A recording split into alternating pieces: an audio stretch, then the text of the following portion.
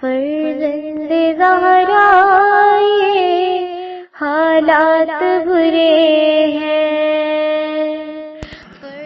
کاشانہ بصیرت ایک ایسا مکمل یوٹیوب چینل جس پر محروم بصارت کے لیے بالخصوص اور تمام افراد کے لیے بالعموم سینکڑوں کی تعداد میں اسلامی کتب دستیاب ہیں۔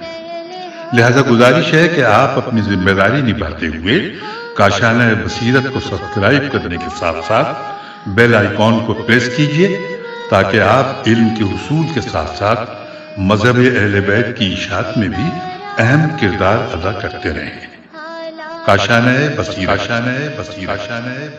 فرزند زہرا یہ حالات برے ہیں۔ بسم اللہ الرحمن الرحیم۔ السلام علیکم۔ آج کی کتاب حسن عبدہی صاحب کی کتاب ہے جس پہ بات کروں گا، ملاقات با امام زمانہ۔ اس کو زہرا علی صاحبہ نے خوبصورت انداز سے پڑھا ہے۔ تو اس کتاب میں 70 لوگوں کے واقعات بیان کیے گئے ہیں جن میں متقی لوگ اور علماء لوگ شامل ہیں، جن کو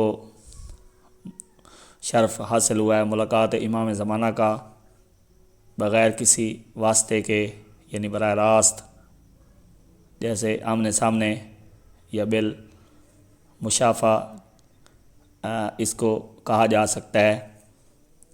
اور امام زمانہ علیہ السلام نے ان لوگوں کی مشکلات حل بھی کی ہیں اور ان کی مدد بھی فرمائی ہے۔ تو اس کتاب کو آپ ضرور ریڈ کریں۔ تو اس میں امام کی معرفت،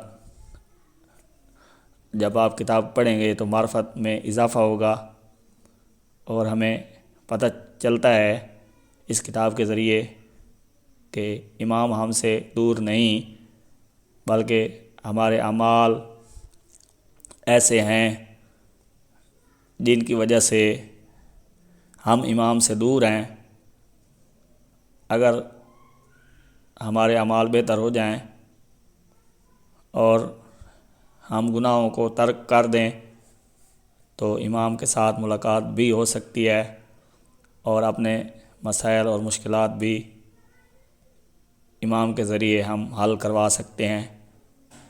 تو اس میں بہت سے لوگوں کے واقعات، جیسا کہ میں نے بتایا، ذکر ہوئے ہیں، جن میں کافی مریض تھے لوگ، ان کی شفا کا انتظام کیا گیا، یعنی وہ آخری وقت پہ تھے یا ان کی مرض ایسی تھی جس کا علاج ممکن نہ تھا، لیکن امام کی برکت سے وہ بالکل شفا یاب ہو گئے۔ اور بعض لوگوں کو کچھ اس طرح کا مسائل تھے کہ وہ سفر میں ان کو سفر کے دوران رستے کی معلومات کے مسائل تھے، یا لمبا رستہ ہونے کی وجہ سے پہنچنے میں مسائل تھے، تو ان لوگوں کی مدد کی گئی۔ امام زمانہ علیہ السلام نے خود ان کو رہنمائی فرمائی اور ان کی مدد کی۔ کچھ لوگ ایسے بھی تھے جن کو، یعنی جو لوگ عقیدے کے لحاظ سے امام زمانہ کی معرفت نہیں رکھتے تھے اور شیعہ اثنا عشریہ نہ تھے، لیکن امام کے وجود کی برکت سے وہ مذہب حقہ پر انہوں نے مذہب حقہ کو اختیار کر لیا۔ تو اس میں کافی سارے واقعات میرے ذہن میں ہیں جو میں نے پڑھے ہیں، لیکن جن لوگوں کے نام ہیں وہ زیادہ یاد نہیں رہتے۔ اکثر لوگ ایران، عراق اور اس سائیڈ کے ہیں، یمن، سعودی عرب، اس علاقے کے لوگ شامل ہیں جن کو یہ شرف حاصل ہوا ہے تو ان میں مقدس اردبیلی صاحب کا واقعہ جو بزرگ مجتہد ہو گزرے ہیں، تو انہوں نے ان کا ایک شاگرد تھا، اس نے دیکھا کہ رات کو کوئی شخصیت آ رہی ہیں، تو وہ دیکھتا ہے کہ میں دیکھتا ہوں یہ کہاں جاتے ہیں، تو وہ آدھی رات کو جب حرم مولا علی علیہ السلام بند تھا، تالے لگے ہوئے تھے، تو حرم کی طرف آئے اور جس دروازے پر بھی ہاتھ رکھتے تھے وہ تالا خود بخود کھل جاتا تھا۔ پھر آپ اندر گئے، اس جو شاگرد تھا ان کا، وہ سن رہا تھا کہ اندر باتیں ہو رہی ہیں۔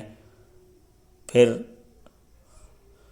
وہ وہاں سے چلے اور مسجد صالح گئے، وہاں کچھ بات انہوں نے باتوں کی آوازیں سنی، مطلب دو لوگ باتیں کر رہے ہیں۔ تو پھر وہاں سے وہ جب باہر نکلے تو صبح کا وقت قریب تھا، تو جو ان کا شاگرد ان کے ساتھ پیچھے پیچھے چل رہا تھا، تو اس کو چھینک آئی، تو اس نے کہا کہ میں نے بہت کوشش کی کہ اس کو روکوں لیکن نہ روک سکی، اس کی آواز آ گئی۔ تو اردبیلی صاحب نے پیچھے مڑ کر دیکھا تو پوچھا تو کون ہے؟ تو بتایا کہ میں آپ کے ساتھ ساتھ ہوں، جب آپ حرم مولا علی علیہ السلام میں گئے تھے، پھر مسجد صالح میں آپ گئے ہیں، تو یہ کیا راز ہے آپ مجھے بتائیں۔ تو اردبیلی صاحب نے اس سے وعدہ لیا، یہ ایک راز ہے جو میری زندگی میں تو کسی کو نہ بتائے تو پھر میں بتاتا ہوں۔ تو اس نے یہ وعدہ قبول کیا۔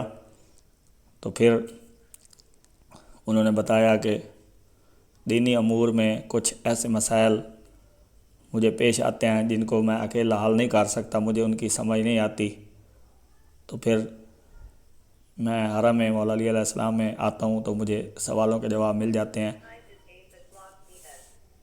آج مجھے فرمایا گیا کہ آپ اپنے وقت کے امام سے اپنے مسئلے پوچھیں، یعنی ان سے مسئلے حل کروائیں، وہ مسجد صالح میں موجود ہیں۔ تو پھر میں ادھر گیا اور امام زمانہ سے بات ہوئی اور انہوں نے مسئلے میرے حل کیے۔ تو اس طرح کے بہت سے نایاب واقعات اس کتاب میں ہیں۔ سب سے پہلا واقعہ جو ہے وہ مسجد جم کران ایران میں جو ہے وہ امام زمانہ کے حکم سے بنی، تو وہ کس نے بنائی اس کے بارے میں ہے۔ اور اس کے علاوہ جو عام طور پر معجزات کی کتاب میں امام زمانہ کا معجزہ ہے، جس میں 4 خلفاء کا نام انار پہ کندہ تھا، وہ والا واقعہ بھی ہے۔ اور اس کے علاوہ بہت سارے واقعات ہیں، جب آپ کتاب پڑھیں گے تو انشاءاللہ آپ کو معرفت حاصل ہوگی امام کی۔ اور اس کتاب کے آخر میں کچھ زیارات، کچھ اعمال کا ذکر ہے جن کو اگر کیا جائے تو امام کے قربت حاصل ہو سکتی ہے اور امام سے ملاقات ممکن ہو سکتی ہے، لیکن سب سے پہلے اپنے کردار کو پاکیزہ بنانا چاہیے اور تقوی کو اختیار کرنا چاہیے، تو پھر یہ چیزیں، یہ جو